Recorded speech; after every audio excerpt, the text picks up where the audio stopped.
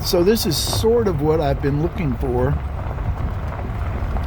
the last few years.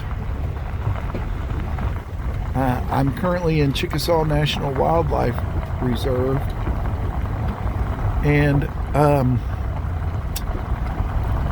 it's difficult to find examples of terrain how it looked before Europeans showed up. And this is a great example of floodplain.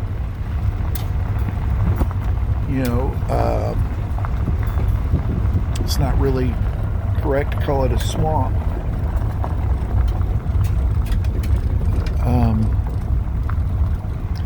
But yeah, you can definitely tell this is none of this has ever been clear cut.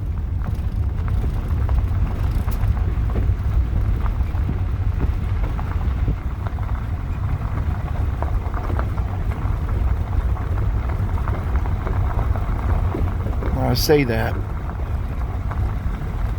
I'm not seeing any huge old trees, but I would suspect that's because the lifespan in this kind of soil would only be, in the 75-year range, maybe,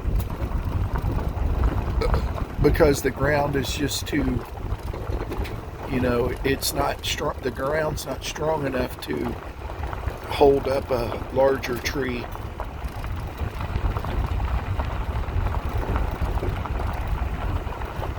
So while this does give me kind of an idea of what West Tennessee looked like when in the early 1800s, when we started, whatever you want to call creating civilization out of wilderness. That's not really what I refer to it as anymore, but that's kind of what we did. Then this is in fact a good example of what it would have looked like. I do see signs of, I guess that's kudzu. It's hard to say. Obviously, kudzu being an invasive species.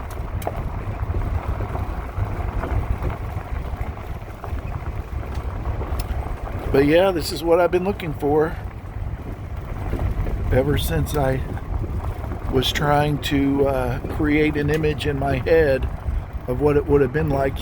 People refer to Overton Park as old growth forest, and I guess that kind of might be true. But it's such a tiny little speck of land that you really can't, it just doesn't hold a candle to something like this.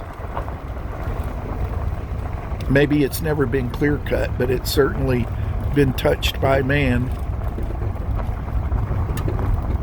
This is an amazingly good road. Cargill is just immediately north of the reserve, and believe it or not, I was just passed by a big rig, I assume on their way to Cargill. So I have no reason to fear this road, that's for sure.